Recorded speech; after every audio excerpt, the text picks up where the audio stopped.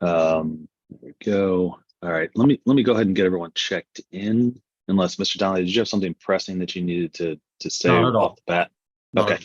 Okay. Well, let's start with you, Mr. Donnelly. I'm just going to go ahead and ask everyone to confirm if their name is on the screen, that that's correct, and to let me know who they're representing here at the hearing today. So, Mr. Donnelly. Chris Donnelly, property manager representing Nair Management. Okay. All right. John And Nair. sure. Yeah. Go ahead, Mr. Nair. I don't know if everybody's got the same Brady Bunch sequence going. John Nair representing Nair Management and TLAT 7, the building owner. Okay. Great. Welcome. And Ms. Napier. Actually using a former employee's old computer. Fatima Jones representing Champion Childcare. Right. And that will be, that's going to be the operator of the child care facility on the property. Okay. And it was Fatima Jones. All right. Lastavian Beverly.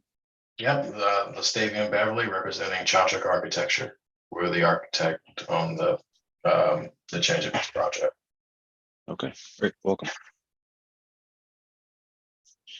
I see that we have Matt Lashide from our the city zoning department. Welcome, Matt. Good morning, David. Thank you. And finally, I have Marie J. Carter. Good morning. I'm Marie J. Carter. I'm the director of the Child Care Partnership Program with the Head Start program at Cincinnati, Hamilton County Community Action Agency. Long title. That's right. Thank you very much, and welcome. All right. Last thing I need to do before we get started is read through our hearing script. This will basically just cover the procedure for the hearings, and then we can get started. So this is the June 28th, 2023 session of the Zoning Hearing Examiner docket. My name is David Sturkey. Again, I'm the Zoning Hearing Examiner for the City of Cincinnati. I'll be presiding over this hearing. The case before us today is case number ZHUV230005. The purpose of this hearing is to allow applicants and any potential opposing parties to testify and to offer and refute evidence and testimony. This hearing will follow the rules found in the zoning code and the supplemental rules of the Zoning Hearing Examiner. All testimony and evidence that an applicant or any potential opposing party wishes to offer must be presented at this hearing. Let's see. The hearing will proceed as follows. The applicant, the applicant's attorney, or the applicant's agent will first present the applicant's case. If there were anyone here from the public, they would have an opportunity to speak after the applicant has presented its case. I'll give Mr. Lashide from the zoning department an opportunity to provide any testimony in addition to his staff report. In the event that any party testifies or offers argument in opposition to this application, the applicant will have an opportunity to rebut that argument and or position that was in opposition. And then finally, the applicant will have an opportunity to make any closing statements. After all presentations have been made, I will close the hearing. Decisions may be expected within 2 weeks.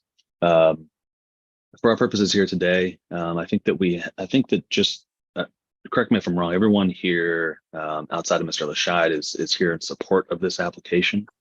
And so I'm pretty liberal about how you want to orient your presentation. One or all of you can speak. It's really completely up to you. I need to hear some background on this, what exactly it is you're trying to do, and then of course why you think the zoning relief that you're requesting is appropriate and why I should grant it. Again, after all presentations have been made, I'll close the hearing. Decisions may be expected within 2 weeks. I may limit or exclude any testimony that I deem irrelevant or outside the scope of the application being considered. I may interrupt any speaker to ask questions or to make any comments. In the event of any technical difficulties with the Zoom, I will do my best to troubleshoot those on the fly, but to the extent there is some defect that prevents us from meaningfully going forward with this hearing, I may continue or postpone the hearing at my discretion. Okay, last thing I need to do is just swear in all of our witnesses. So if you intend on providing any testimony here today, making any comments, asking any questions, doing anything other than just strictly observing, then the zoning code requires that I swear you in. If you're not sure yet if you are going to be testifying, I can always swear you in the middle of the hearing. But if you're certain you'd like to say something or offer something, I'd like to go ahead and collectively swear all those people in right now at the same time. So if that's you, if you could please take yourself off of mute. I need everyone to raise their right hand and to answer out loud. Do you solemnly swear the testimony you shall give will be the truth, the whole truth, and nothing but the truth? I do. I do. I do. I do. Great. Thanks, everyone. All right, I think we're ready to get started. Who's going to be taking the lead for us here on the presentation on the application? I can start. Okay, floor is I can yours. just- I'm sorry. Floor is yours. Okay, thank you. I can just start by telling you about what Champion Childcare is, how we started, and why we would like to move and expand into the facility at the subject of this hearing. Champion Childcare was started as the result of my being raised in a household where my grandmother she offered family childcare. So for as long as I can remember, my grandmother offered that community service to the community. Her house was just full of children, young children, and she became like a second grandmother. So like the saying goes, you tend to do what you know. But instead of going to study, childcare or become a teacher, I went to school for accounting and finance. And so just innately having that background, I became my grandmother's, business help. And that's where I learned the business of childcare. I already had the roots and the love for children and, just the familiarity with what it feels like to be a good childcare provider.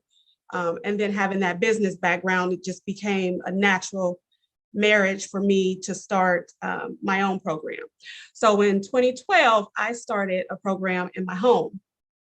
And I did it part-time, and I also worked outside of the home full-time. In 2018, we decided to move that operation out of my home. We wanted our house back, so we moved that operation out of my home into the facility where it is right now. And currently, it's located at 4410 Reading Road. We started in 2019. So we started on the struggle bus right on the cusp of COVID. And through very, very strong partnerships with Community Action Agency, which is the grantee for the Early Head Start program, and then Cincinnati Preschool Promise, and some other very, very strong partnerships, we've been able to stay put through COVID and grow through COVID. We've been able to maintain high quality. We went from no stars to a 5-star rated program within 2 years, which is absolutely not normal. And so we just feel like it's time for us to expand that impact. The facility that that is the subject of this hearing is about 4 times as big as our current location. It's way more updated, upgraded. It is a natural fit, having been an adult daycare program for the needs of small children.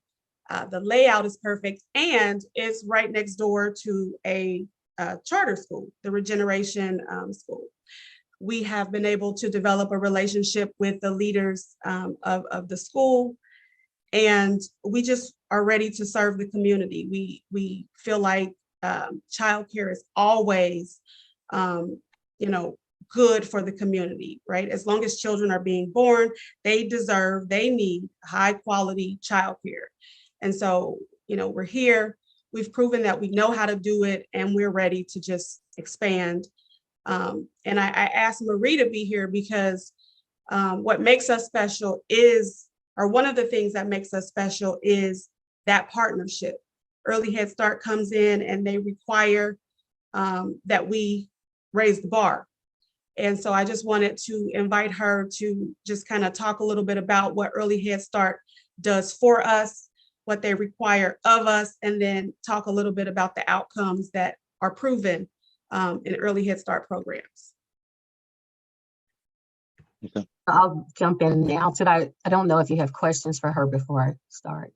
No, I'll save my questions until everyone has told me about the project or why they're supporting.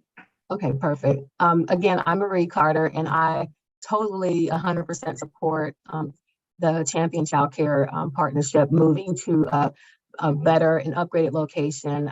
Champion has been a partner with our program since November of 2020, right in the middle of the pandemic, and it came in, and I do agree with Fatima. She's an excellent owner, director, and we have a great relationship.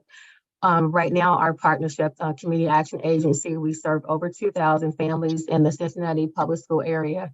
And we are right now under-enrolled because of staffing issues. And so we have lots of vacancies. Over 400 families are waiting for spots in our program. So we support our programs. We have, my team supports over 18 childcare centers in the community that are individually owned and operated. And we would hate to see that this a non-approval of her moving, because she's definitely serving right now 16 of our infant and toddler spots. And we would love to actually increase to do more in her center. So being able to move, I was able to visit the facility. It is an excellent facility. Right now, we only require 35 square feet per child. She has twice that much, maybe even 3 times the amount of space per child. And it's a beautiful facility. It already has plumbing. It would not require a lot of upgrades to, for the children to be able to have the space they need. On a personal note, I am a product of Head Start. I was a Head Start baby way back in 1968. And I don't look that old, I know, just joking. But I was over 50 years ago, and I 4 years old, loved preschool, and it gave me such a love for learning that I went on to get my master's degree in community counseling in my early childhood, and also a psychology degree, all because of my love for learning for Head Start. So the program does work. Thank you. It does work, and I'm definitely a testament to that, and I am excited to be able to pay it forward, to be able to help instill quality in the childcare centers there, to give other little people that Head Start and the early Head Start. And Fatima's, the center there, the Champion Childcare is one of our top centers. And like I said, I joke with her, if I could clone her as a director, my job would be a lot easier out there in the field. But we have, my team consists of we have master degree education coaches who coach the classrooms out there. We have over 40 classrooms that we coach. We have family service workers who work with our parents, because our program is a 2-generational program approach. We don't just serve children, we serve families as well. And we do all kinds of referrals in the community. We have screenings for the children. Healthy children do better. So it's a comprehensive program. We do all that. And we also have a ton of partnerships with Cincinnati Children's Hospital, Help Me Grow. Cincinnati Public Schools is one of our delegates. I mean, we have, our footprint is wide, and we like to include as much community support as possible. And also my team, I have a fiscal person who makes sure that fiscally the dollars that we give in the programs that we help support are, using the dollars for what they are. And Fatima, with her financial background, my fiscal officer loves her because she's easily to work with and always has everything on time with her reports and everything. So, and I also, again, on a personal note for Head Start, because of Head Start, I have 4 children of my own. One of my son is actually went to Yale undergraduate and Harvard Law School as a direct result of my love for Head Start and my love for learning and passing that on.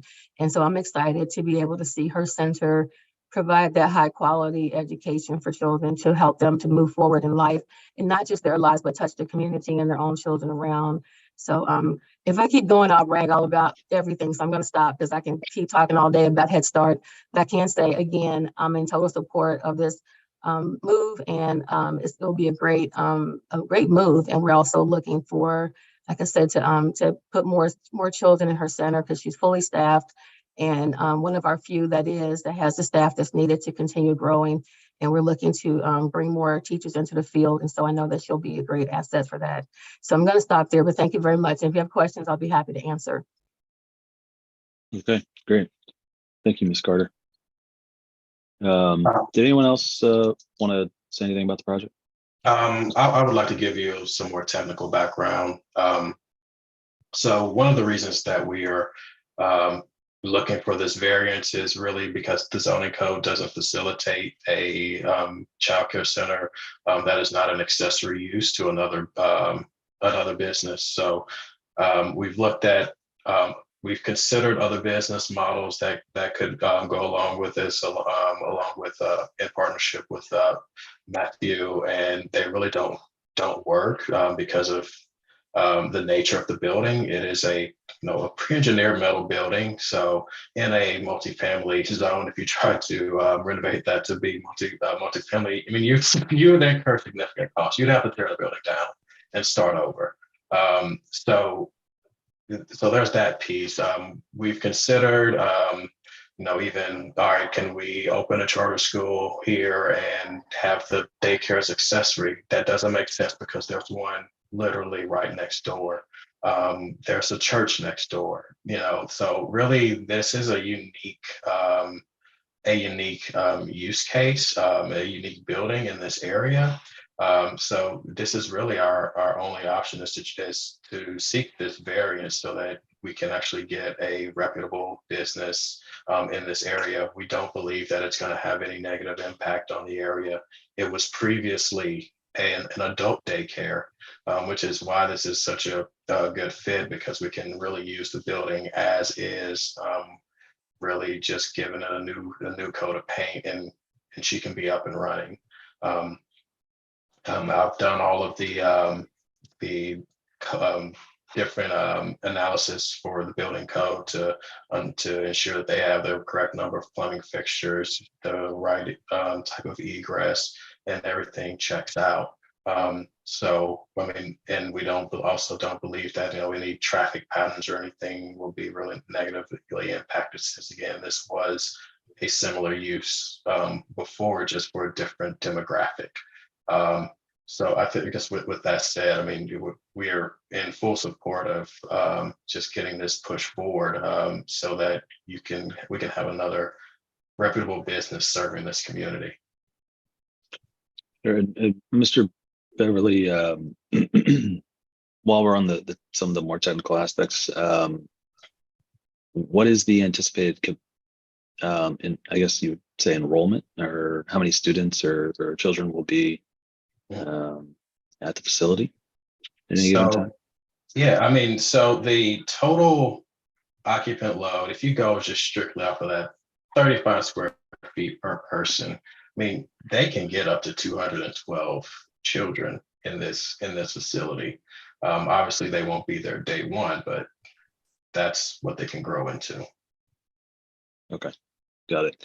And this is for anyone, but as I've done childcare facilities in or adjacent to residential neighborhoods, the number one concern I get for a potential adverse effect, I think, is noise, and any like adverse sonic impacts. And so,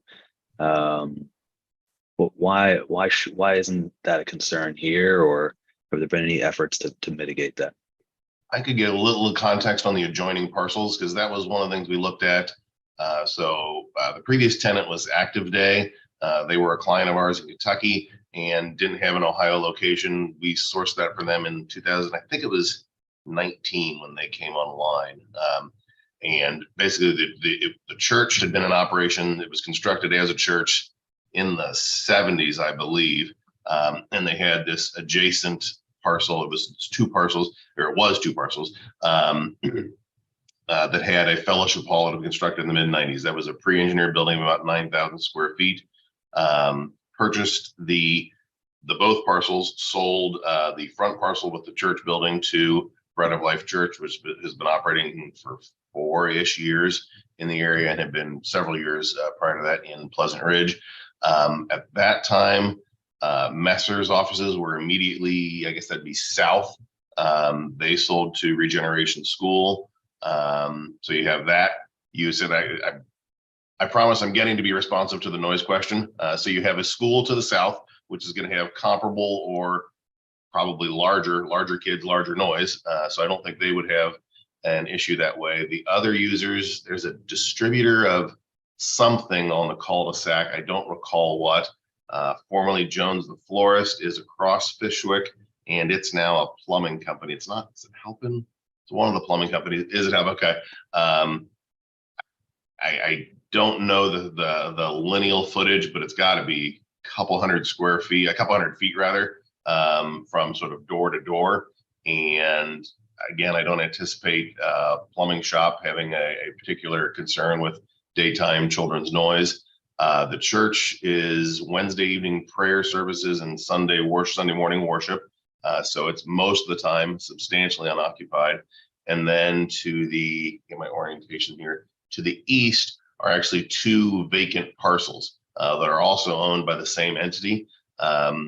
Next to that is a residence that was formerly the parsonage for the church. It was not built as such, it was just acquired. That was sold off sometime between the 70s and now, I don't know when.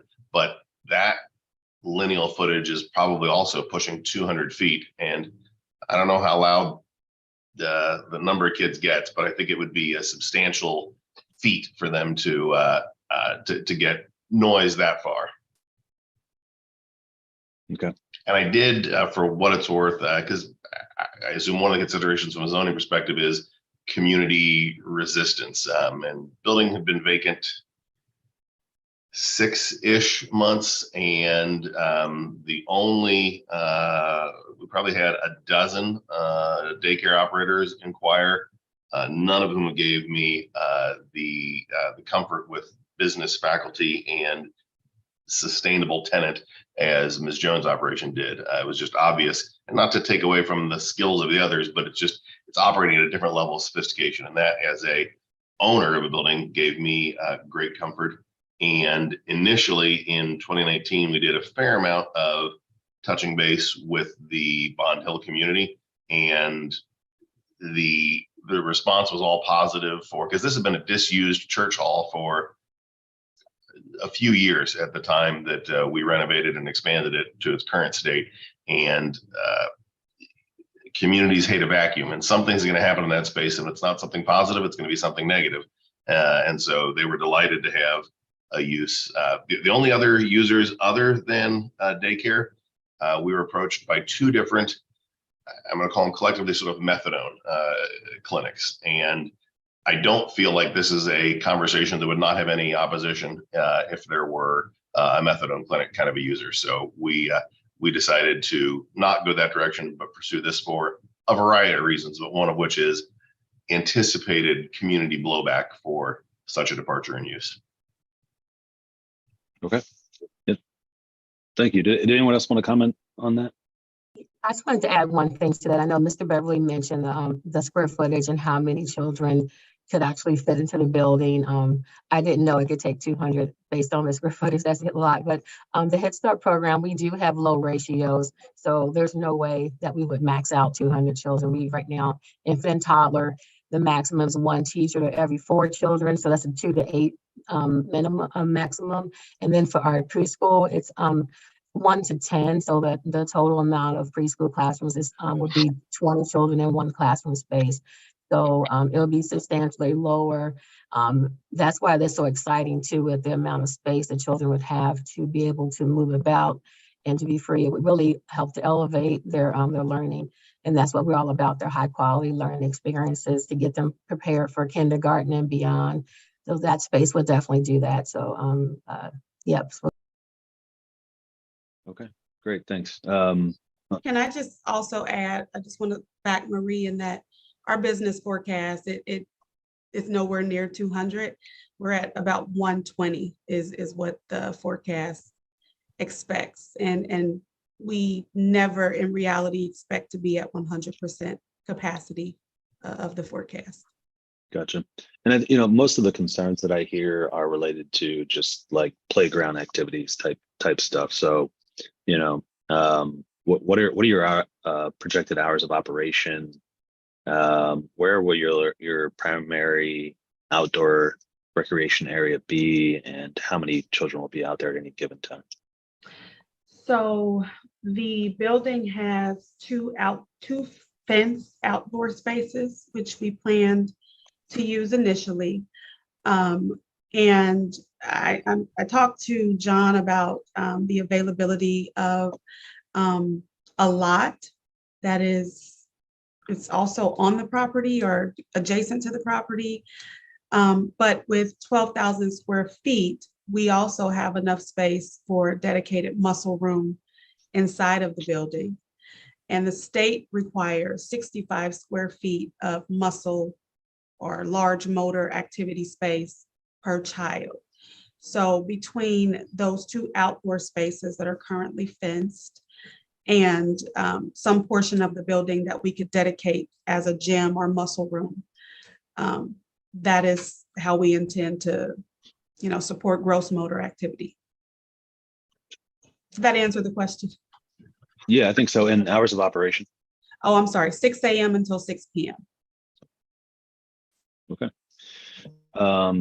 Anything anyone else would like to say in support before I give Mr. Lashad an opportunity to weigh in here? I was just gonna add one more thing. As far as the federal Head Start program, we are federally funded, so we do have funds that are available to enhance playgrounds and muscle rooms and those kind of things. So we work with a lot of the city to do awesome work, and most of our playgrounds are outdoor. They do have limits, just like Ms. Fatima mentioned. So there will only be so many children out at the same time, depending on the space of the playground. So at no time would it be the maximum amount of children out at once. There will be definitely scheduled in and out, and they are children, so they do have fun, and that's part of what we the learning, but the engagement of our activities on the playground help to keep them engaged in that. So there's not a lot of screaming and those kind of things. It's more having fun with kids do so. And then, like she mentioned, the indoor space is phenomenal, and we do enhance indoor spaces as well. And that's all I'm done. Thanks, Ms. Carter. Okay, Mr. Lashad, anything you wanted to add to your staff report? Hey there. Thank you. Yeah, not much in addition to the report. I appreciate all the background that everyone's provided today. I agree with Lastavian's analysis. The building is a large pre-engineered metal building in a multifamily residential district. It would be very difficult, I will say, to make this into a permitted use in that district. And that's not because of anything that the applicant or the property owner has done. It's just the nature of the building. In a residential district, it's likely that a use variance would be needed to put this building to any sort of use. And I think a daycare center is probably more appropriate in a residential district than something else of a higher intensity, like a commercial or industrial use or some of the other things that have been brought up. So I think a daycare is probably the most appropriate thing that we could approve here. And looking at the surrounding land uses, although it's zoned multifamily residential, there's a manufacturing district right to the south, and folks here have talked about some of the things that are already around the building, a church, sounded like a plumbing business, some contractor offices. It's not in the middle of a residential neighborhood. So although I think we've addressed the concern of noise, I don't even believe that noise would be as much of a concern here because you're not in the middle of a residential neighborhood. You're surrounded by a variety of industrial and other users. The only other thing that we included on the staff report, there's a fence that's been installed. It does need a variance to be 6 feet tall. So we're happy to recommend approval to facilitate that as part of this application. Okay. Thanks, Mr. Lashad. Appreciate your testimony and your staff report on this. Okay. I don't think that I have any more questions, so I'll go back to Ms. Jones or anyone else that would like to make any remarks, either in closing or otherwise, before we adjourn here today. I just want to say thank you all for your time and for showing up and for considering us for this space. Sure, absolutely. Okay, so I've had a chance to review the application materials, the staff report. I think based on that and based on the testimony that I've heard here today, that it would be impractical to strictly enforce the zoning code to this project. So I'm going to approve the requested relief. I need to formalize that approval in a written decision. As I said at the beginning, that typically takes about 2 weeks. I think that's a realistic estimate based on my current queue of cases that I have. As soon as I finish that decision, I put it into a PDF and I email it. I can email it to everybody who's in the hearing here today, so you all will have a copy of that really just moments after it's complete. As soon as you have that, Matt can go ahead and approve the permitting for the zoning on his end. If any questions about that process at all? If you do have any questions in the meantime, you can reach out to me. I'm sure Matt would be happy to answer questions as well. Or if you just like a status update on the decision, I'm happy to provide that to you if you want to reach out to me directly. So sounds like a great project. Wish you guys all the best with it. And I think that's it. Have a great day. We are adjourned.